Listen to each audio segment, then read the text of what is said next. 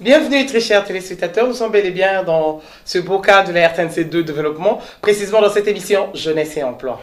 Mais aujourd'hui nous n'allons pas vraiment parler de jeunesse et emploi en profondeur, mais nous allons prendre en considération la journée internationale de la population qui est le 11 juillet. Mais on a pensé à une population que vous allez connaître. Pourquoi parler d'eux? Est-ce qu'ils existaient avant? Ou bien c'est aujourd'hui, ils se sont organisés à une structure et cette structure s'appelle l'association Ngele Ntando. Bonjour chers invités. Bonjour, merci. Est-ce qu'on a prononcé malam Ngele Ntando? Ngele e Ntando. Ngele e Ntando. Ngele e Ntando. Ok. Baza banani, baza rakote nini? Ngele Ntando ezali vraiment autochtone ya Mbandaka. Comme baumbu bateke bazala na Kinshasa, nde ezali nde biso Ngele Ntando autochtone ya Mbandaka. C'est ce qu'on appelle la population Ngele Ntando. Différence ni là bas on peut plus automatiser ni na Kinshasa, on est plus habitué d'entendre les Mongo. Les Mongo Mongo nde to yebi mingi biso batakisa ça, mais na yebi ke ba kolo Mbandaka ba yebi ba ethnie to bikolo ezaka kuna et notamment batangele Ntando. Différence ni na bongo na Mongo. Bazaka peuple moko mais il y a un sous-groupe moko na kati to le lenge ni papa bofaka pa. Mongo ezali les grands ensembles. Et na kati ya grand ensemble wana ezana ba sous-ensemble parmi lesquels les Ngele Ntando. C'est-à-dire les Mongo qui sont les plus en aval par rapport au fleuve Congo. C'est-à-dire ceux qui ont les Kibiso, il n'y a pas de Mongo purs. Au Bazali, après, Ngele Ntando. Ngele, c'est-à-dire aval, Ntando, c'est-à-dire fleuve. Donc, n'est-ce pas, c'est dingue, vice-président du Koloba. Tous allez dans la ville de Mbandaka. Et puis une partie dans le territoire de Bikoro. Et puis une autre partie est dans le territoire de Ngende. C'est ce que l'on appelle le Ngele Ntando.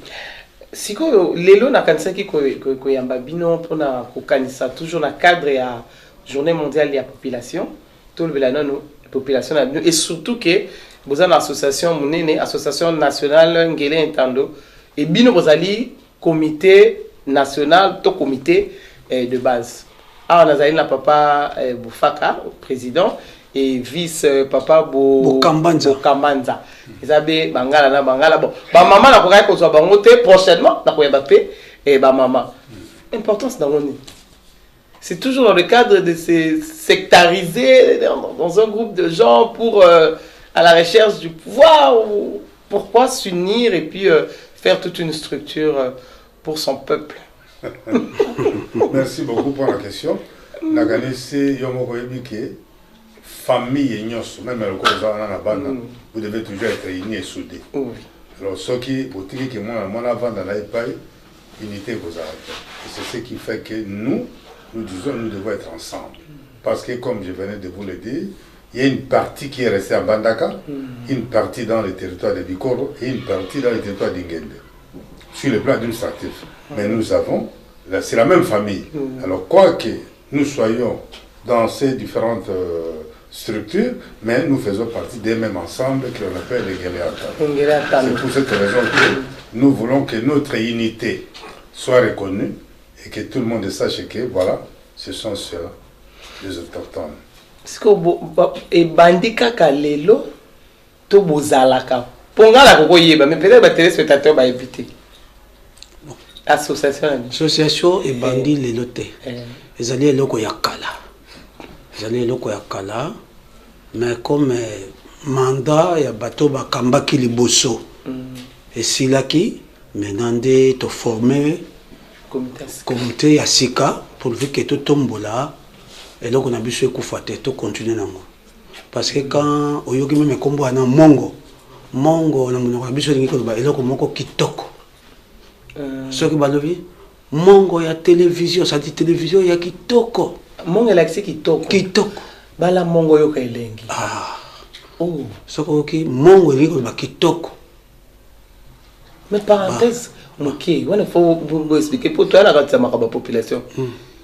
Mibala bato so balonga batina ngana Équateur basi baboya mobala nga tikala pona ni bon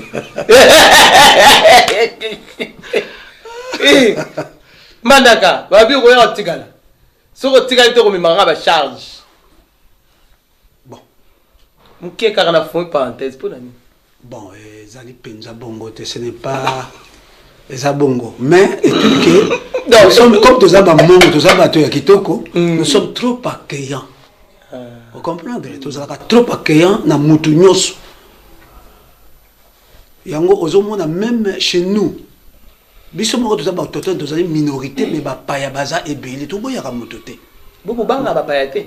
Po bisika mususu na RDC ndenge tozali so 400 ethnies, 26 provinces, plusieurs villages. Bisika mususu balinga ba paya te. Yango nous sommes social pour vous dire tout ça très social ce qui va beaucoup dans balinga bapayate biso tozali ba congolais il faut to linga kaka bapaya mutu nyonso azali congolais ou bien ni na toza bato nzambe il faut to linga bato biso to bonga na biso bapayate to bonga bapayate et puis aspect mususu o bato bazako yela kuna bilei wana na profiter na bita moi banga na prof Kamanda. Souvent les professeurs mususu ba keko tangisa kuna ba bi non to tambola na biso me kuna te il y a non mbongo eke mais tala bile ba kolambelo mo kolobi mais abondance bon c'est dû à quoi? C'est parce que vous en avez Équateur et les bino to forêt. Non, parce que Monique Équateur est bien sûr, mais province n'a vu se entouré mingi na mai. Alors, comme ils ont entouré na mai, fleuve, Congo, les Kaba, rivière, Miké na ba ruisseau, et ce qui m'a y mati, hein, à poisson, ils ont qu'un acolia, et puis, et boti, donc c'est comme ça. Biloko et Tonda, saison de pluie, ils allaient coller qu'à saison sèche. Alors, à tout moment, tous en a perdu, donc biloko ça. Avant tout, Kota, Makamuse Tali, comité, organisation, vous avez un statut na bino? L'association. Vous avez un statut na bino. Na toko mo nango? Na nango pembeni po. Ba kansani ti. Ezaka un club d'amis bo sangani. Au règlement intérieur pour le statut. Vous en avez. En tout cas, félicitations. Et ça date de combien d'années? Ça date de très longtemps. Là, le règlement intérieur est bimé dans taux notarié en 2007. 2007, c'est déjà bientôt 20 ans. Si quoi, nangere tando, lelo na ba culture na biso to komi ndenge wazo tambola pepe na bino na Kinshasa a to comme influence ya ba sudiste. Bobala ndenge ni. Pour les appels question oyo ba te belé ba komi tuna. Association de tel mais c'est comme na libala babala ka lokola ba kongo la batabandundu. Pour toi na Kinshasa. Tana bino bokoluka ezaka ndenge ni d'abord. Biso koba na biso. Il est vrai que tu es à Kinshasa, makambo eza ebele. Mais biso bi pa na biso liste ezalaka. Comment ça facture. Ya maman na ya papa. Ya maman na ya papa ezalaka te.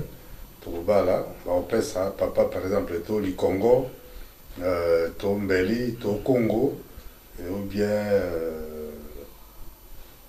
bracelet ou to benga Konga. Il y a Kala, na ndenge ya Bonkoko. On a biloko de valeur on va paie ça ka, puis par biso. Et pour nous, la dot est allée là pour papa. Maman zana sima ya papa, c'est papa zui, c'est quand on cate la maman. On cate la maman, ils ont que papa zanana, on a eu à part, maman on a eu à part, non. La dot c'est papa, et puis il parle à biso, c'est un gars qui a balé si mon anangai. Papa singa mbongo wana qui n'a pas battu. Nazotala, ceux qui n'a pas ndeko ya mwana na wana, Massima, c'est-à-dire un de mes fils ou de mes petits-fils, mbongo wana, il faut en aller tomber na balé là, moi c'est mon sous. Voilà comment les choses se passent chez nous. Et papa Vice, et comment peut moi discussion mutalinga sala na ndenge ya parce que bien de les bozui relève ya association pour amour ezara libota musu ba yebi le lenga au sala dot tepo ba bota miawa ba kolia wa ba parents peut-être bakufi bo banoko leta benga kuna na mboka et baye kotuna bine comment pe mutu asali liste na ndenge ya Kinshasa mais bozongisi na nzela to aye koluka bino pona conseil. Oui, normalement omoni c'est pas pour rien tout ça que ça l'association oyo pour bana o babotami awa bakoli awa bayobi culture te. Alors biloko wana même ce soja africain nous dit ça que la dot n'est pas un achat.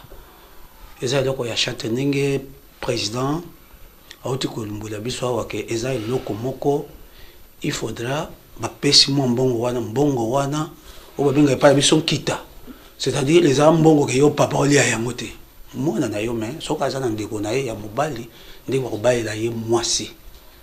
Ndeko babenga kita babaeli ye mwasi mbongo wana. Eza eloko ya mwasi te ke mwasi akozwa peut-être quelque chose à kosenga moi liputa moi nini. Donc c'est ce qui se fait chez nous. C'est pourquoi tolingi tokutana mingi bana na biso plutôt pesa bango kiti wana bayeba parce que d'autres ezali eloko moko te ke pesa boye $5,000 boye ce n'est pas du tout normal. Structure na bino eza organisé le lenge nini tona to côté ce qu'on a makambo ya organigramme boza combien bato beaucoup kamba association angele etando. Oui, pour la structure vous avez un comité national. Oui. Vous avez un président, un premier vice-président, un deuxième vice-président, des secrétaires généraux, des trésoriers, c'est-à-dire trésoriers titulaires nationaux, la commissaire au compte.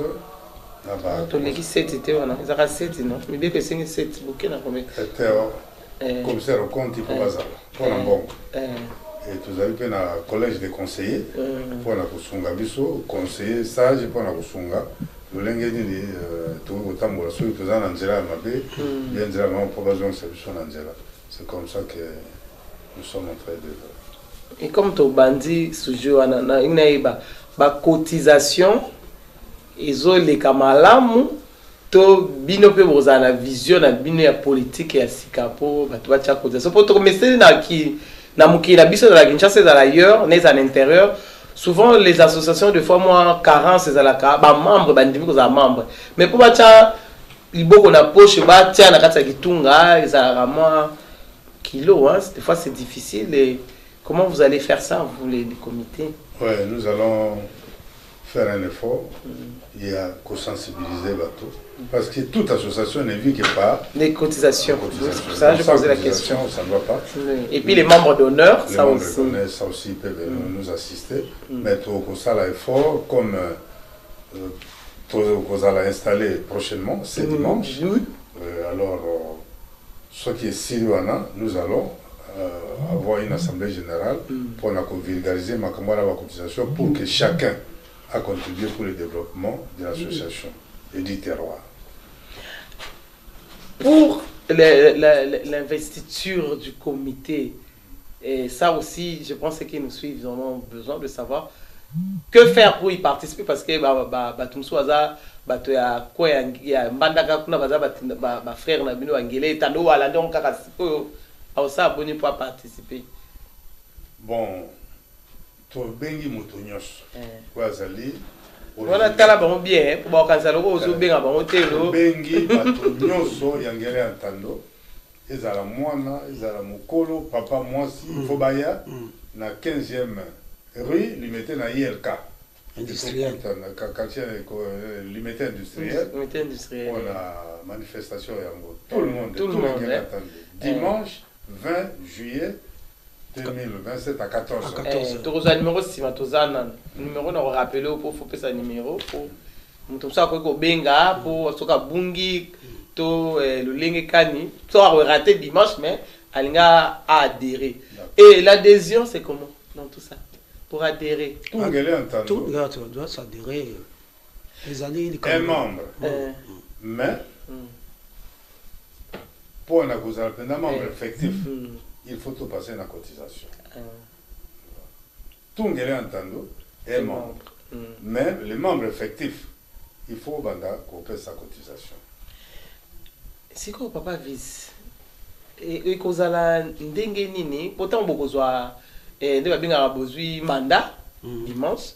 Ce que bilo on peut prévoir pour que association et boye bana na ba membre na bino mingi ana Kinshasa avant qu'un jour peut-être bokene pe otala ba baza na fief kuna na Mbandaka pour ça stratégie ni les secret tout ko yeba muki pour dimanche d'ici là bokota siko bosali stratégie ni pour epanzana batu bokenda ko mona batu to bondo sala ba conférence to ndenge bon na baina yo po yi pa ko baksa idée oui stratégie zali lango peut-être d'abord to kutana tango to kutana bato mingi ba musu ba yeba kite to kutana wana nde to koyeba qu'est-ce qu'il faut faire to kutana isundeke ni to ça l'évaluation to yebana mingi pe to yebani ke ba vanda ka boye mais avec aussi ba téléphone ndenge ya wana comme président za wana ba ko zo ba numéro to ko benganaka s'il y a un problème nde to yebi comment ko traiter yango parce que nous sommes en famille. Nous allons compléter c'est-à-dire que pour que Eyebana, il faut beaucoup d'années et ça les marque. C'est-à-dire des assemblées générales qui selon le règlement intérieur et nos statuts, c'est une fois le mois. Alors, ceux qui, par exemple, vous allez avoir 1000, c'est un exemple. Les autres ont mis 30. Tu as mis 6 bateaux. Les 30, tu as mis ambassadeurs. Et ainsi de suite jusqu'à ce que tu atteindre le plus grand nombre. Et puis aussi, la réalité c'est qu'en dehors il y a diaspora Bayakala, parce que nous connaissons tous nos villages. Et nous savons que tel, il faut côté Avandi et puis et nous allons faire aussi un recensement de tous nos frères et sœurs qui sont ici à Kinshasa. Où il va retourner dans le village. Dans le village tel, est-ce qu'il n'y a pas quelqu'un où il et puis même numéro de groupe pour compléter, tu former un numéro de groupe dès que tu as aussi émission, tu peux lancer Yango. Tu peux lancer en tout cas, pour ça et puis tu peux continuer à le lingue kani, que sont de temps en temps pour les caca pour vulgariser la population na bino po batebele bayebi anamon en gros mais na kati ebele bayebi en moté neti ngele entando nzokande za peuple moko munene siko l'objectif ya ezali pona course au pouvoir pour bozo viser Nicolas Goya pour stratégie changer stratégie comme en 2025 nous doit viser au 2029 to 2030 eza pona yango to eza kaka po association to concentrer ko yebana vulgariser la culture et développer aussi le coin où les Guélétans sont nombreux au niveau des Mbandaka. Notre association est avant tout apolitique. C'est une association apolitique. Mais ceux qui ont adhéré à un parti, vous êtes libre. Donc tout ça, pour un bon côté. Parce qu'il est bandical. Même moi, quand j'ai terminé mes études, l'association va sonner avec une chemise, on a fêté. Donc ça date d'un peu longtemps. Donc ce n'est pas une association politique pour la viser, non. Mais pour s'entraider, pour revaloriser la culture dans l'USO, pour pérenniser Yango. Que na biso de génération en génération va perdre l'identité na biso. Il est vrai que nous sommes engloutis dans la ville, mais on doit quand même comme notre il faut ça donc c'est ce que nous voulons. Donc tolingi ko perdre normalement culture na biso te. Ozomona bana mususu ya biso abotamu na Kinshasa we soko to nyamsu mboka na wa pa yebite akomamoka na carte d'électeur akomamoka yebite bon même le mot que dans je langa eloko boya ta kombo ya eloko que je langa boya na monoko mboka yebite c'est ce qui n'est pas bon.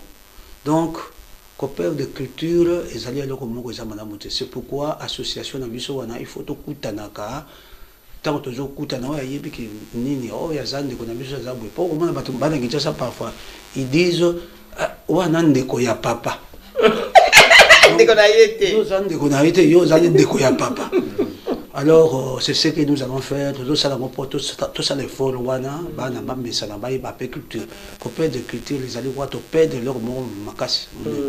Siko, il y a Bangélé, t'as déjà différent, mais il y a Batoyo, c'est Équateur. Oui, Kolia et Kessene. Toujours les habitudes sont mes particularités d'habitude. La limbisi, ma bouquet, Tokolamba, na Makemba. Parce que chez nous, chez nous, le Kozawana, au Komelinga na Mbandaka, même la Kinshasa, la Bina Koyamba Maman Nadine. Soki balambelo ata en soso. Ata en gobe, ata en gobe. Bati Makemba te, yambila na yo. Ah oui. Il faut nous reconnaître la compagnie na Makemba. Pour en aller to yambi. Donc voilà notre culture. Et nous voulons que bana na biso baye bayango que biso to yamba kalolenge ne. Makemba ngoza Makemba obino kosala kaya boite ke bolambika batuti ya kobenda lituma. Eza te o ka batokisi Makemba boye Makemba ngo ya lituma penza. O bakati ngo lokola frite. Ba tartiner yango. Te batuti yango penza papa ekomi lokola ya kwanga moko boye. Ah, mais ça la casse, hein? Oui, bon. Ils sont habitués. C'est leur culture. C'est ça. Ce qu'on a mis mon boule nationale, c'est qu'il faut telle là, au binôme, au yambe la Kemba. Ça les peu boule nationale. Pour bon, va ton darawana té. Mais ça, voilà. Mais il y a un peu ça pèse. Non, et pesara. Et pesara. Qu'on lui a mis balai au qui béton. Mais maintenant, bah maman. Voilà, est-ce que comment vous traitez les femmes, vous les Ngélé avant na tout na rôle ni na structure basi bazo jouer. Ba maman bazali ba partenaire na biso. Onyata bango te lokola ni te. Pour bikolo mususu moi ça zakana c'est ata bachi osoki ni parité. Moi ça zakana c'est ka. Ata soki nga poste ezali on faut pas pesa moi c'était nous avons travaillé ensemble na ba maman et ba maman na kati ya association biso maman ma conseillère on se met dans ba poste wana parce que maman de moto simbi bon koko ya mboka donc il faut maman za la pembeni pour asunga et bon koko wana kenda de génération pour le transmettre en parce que ba monde bato bazali na bana d'autres négligent pas maman fanda ka mingi na bana to zali ko martyriser bango te ndenge ozolo bana ouais pour yango nde to bangaka bikolo mususu biso te biso soko bali ngele entando zalaki na bali mobala solo ah bako nyata yo te moi c'est ça muto ko nyata te moi c'est ça paternel. Et puis na cadre de la population parce que nous ça fait partie de la population alors arolia bilé nous sont bien. Au moins moi c'est il y a Mbandaka babi soko bali moi ça Mbandaka aleki mimboka na yo aleki taba victoire alors le soki pe moi ça bali mobala côté kuna bilé nyonso bien nyonso soko mi il peut le dire bon oui effectivement parce que moi si Équateur aleki na taba ya victoire lango tout yo ka be bongo maintenant mobile Équateur peu pour venir aux autres c'était la moi parce que yo poser question pour la moi yo poser question pour la moi si sinon des basi baroki va bien non mais non quelle politique de développement que vous allez apporter parce que ceux qui battent la Lisanga il y a vos sangani ils ont pour la en dehors il y a vulgariser la culture mais aussi comme ma bisika bato so atamboli ko zongisa yango bisika oyo bokolela bisika oyo culture wana euta po batombwama bokosala ba stratégie wana de développement pour ko tombola mo muke parce que oyebi que même na cadre historique ville ezali créer ya civilisation alors bato baye na ville ba moni lolenge bato vivre bangonde ba komema développement na mboko non on ne fait pas comme ça on fait ceci pour que mboko etombwana et puis bana biso batangi bakosunga c'est sur le plan agricole sur le plan pêche ainsi de suite pour la communauté élevage ainsi de suite parce que un des objectifs ezali développement il y a mboka na biso il faut tout développer yango na lolenge oyo wana sur tous les plans. Vous avez l'école, vous avez la mondialisation pour la cultiver, tout ça, et ainsi de suite. Nous voulons vraiment, il faut tout ça l'effort. Et puis, comme l'État est là, il faut que l'État n'a pas ici. Et non, on a tel contré, tout le monde a dit qu'il y a ce qui est au coquille comme méca. Ça comme tout récemment, l'année passée, il s'est passé un problème là-bas chez nous. Nous sommes en plein Équateur, mais 8 mois sans pluie. Oh, l'année passée? Oui. Donc les changements climatiques vous avez surpris là-bas, c'est exactement. C'est qu'il y a eu des problèmes de culture, hein? Exactement. Et Bilona et même il faut qu'on a Zamba, même 3-4 km pour Zamaï. Et l'association a fait des efforts, nous avons écrit à l'autorité de l'État et nous avons réveillé. Et pourtant, l'autorité, il fallait l'association à réveiller. Et quand on a réveillé, à partir de Kinshasa, on dit non, il y a un danger. C'est beaucoup. Donc c'est ça. C'est trop. Oui. Mais c'est que cette fois-ci, vous devez aussi faire une sonnette d'alerte par rapport, parce qu'il y aura des grands changements climatiques et il y a des canicules qui est déjà prévu, hein, ça je vous informe. Hein. Voilà, des canicules qui est prévu, je crois au mois d'août, et vous devez voir maintenant là-bas ça sera comment pour vulgariser, sensibiliser. Dans l'information qu'on voit, il y a une équipe qui descendra pour aller sensibiliser les gens dans cet espace-là.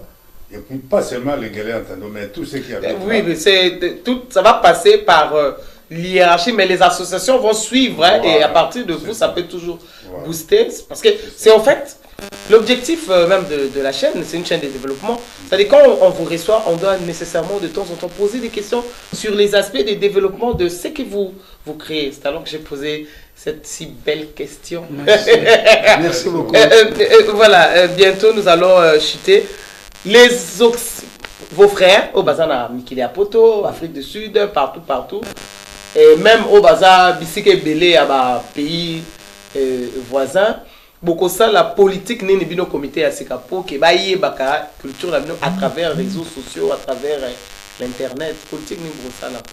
Tous allez dans le groupe, il y a WhatsApp, tous allez comprendre déjà. Et comme tout est banni, l'information passe d'une personne à une autre. Pour bailler banni, nous toujours ça. Malgré pour ça, dimanche, déjà le même dimanche, vous avez formé. D'accord, donc vous qui êtes là, nous bouche à l'oreille comme relais, mais à travers les réseaux sociaux, Malembe. Rapidement, le programme du dimanche chez Zandé, nous avons une invitation détaillée. Et aux Andés, mais je sais qu'il a arrivé. Nous allons commencer au moins 14h. Sur l'unité industrielle du 15e mairie, place ILK. Université libre de Kinshasa, 14h, tout à la wana.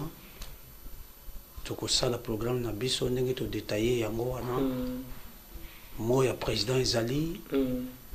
Ancien président, donc notable, Bakoyawana, Bakozomamo, jusqu'à tout ça, les locaux d'Abisso, tout au plus tard, 17h, comme tu bien ici, bateau, attends, maï, Bakomel. Tu crois que ça m'a été. Et surtout, c'est ça, l'idéologie pour moi, à Bandaka. 14h, c'est le début de la manifestation, mais la mise en place, c'est pour tous les Guélés entendants. C'est à partir de 12h.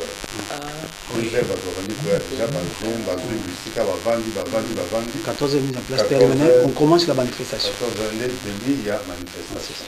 Et bien, il a bien parce que tu crois que aussi ces missions ont été sans retour à point de culture, tu as vu Lilia, tu as vu Botata, tu as vu Maman, et bien, il a un message différent. Et bien, il a battu sur l'Équateur. Oui. Les éléments différents. Ils sont bien comme moi. Bolala ezali mais quand on va pas na yebi o maikoko yango bike yosio yakabemba ebe okaka o yango bike yosio yakabemba ebe okaka o Barosala dimanche parce que le comme ceux qui tiré en dehors ya batangele etando bato musu pa ko ya kaka batala ta groupe na deux ndenge bobina po mikolo to komaka na groupe aluketu fo mikolo nde bango mais pourtant to yebi bata mapeka pe bazali bato ya boye pe bazali donc on découvrir on découvrir voilà mais dans les jours à venir pour inviter peut-être au Comona, la maman a biso qui va gagner le bineli na biso nous sommes ici au Colo. Nous sommes en train de réformer ça pour diaspora bazalawa tout bien galant batokuna pas former bango ce sera un goût vraiment fort ici au Colo. D'accord. Numéro pour la bateau va contacter numéro. Vous contacter biso na 081 035 56 83. Vous contacter sur le numéro 1. Donc 081 035 56 83. Okay. Je l'ai bien prononcé. Oui. D'accord. Tu connais la biso presque la souka. On va dire la vis. Parce que c'est normalement l'iloba. Poto kabanana ou lilo. Mais ça me colle la souka tombée ça vient le sous.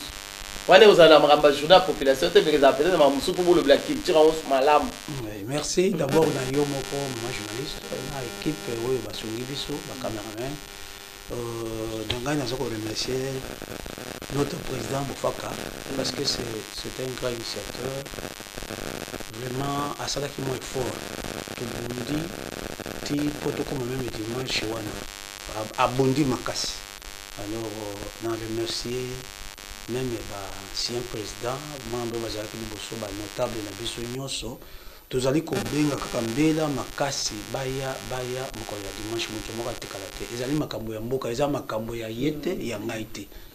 Alors tozali remercier équipe mosusu bo ba yete comme monsieur Dieudonné Kanga qui sont empêchés, Richard Longembe, mosusu azali na Bakongo, Nkolo Bise, ancien président. Ya biso azalaki wana yende ajouta pe azana musala na Congo. En tout cas tobengi bandeko nyonso baya. Merci mingi maman journaliste Totondo Botondi na iposa epesa na biso la bandeko ete toso na bino. Mot de la fin kaka Totondi que to sengi na baninga nso baya. Même bangele entendo même ceux qui ont grandi dans Bandaka, ils peuvent aussi être là. C'est comme quoi retrouver et puis qu'on permette de avancer pour le développement de notre terroir et pourquoi pas de notre province. C'est ça que votre ministre a bon, merci beaucoup. Dans un akati à RTNC, mon candidat excellence, Azali élève Nangat, Nabokele Ale. Alors, on a tombé lié. Bonne chance à Kata Mossana et puis nous avons souhaité fructueux mandat na Mossana naye et puis à comment on a été monté naye à l'écaki na RTNC. Ah merci. Bon, en tout cas, merci parce que vous avez accepté de venir participer à cette émission, parler de la population, mais précisément l'association Ngere et Tando, où nous avons comité national comme la journée à la population. Tu vas être vite annoncé, tu vas être salarié. À la prochaine, mais nos portes restent ouvertes pour vous, toute la RTNC. En tout cas, on est ouvert pour vous. Merci à tous nos téléspectateurs qui nous ont suivis à travers cette émission Jeunesse et Emploi. Merci, au revoir, on se retrouve prochainement.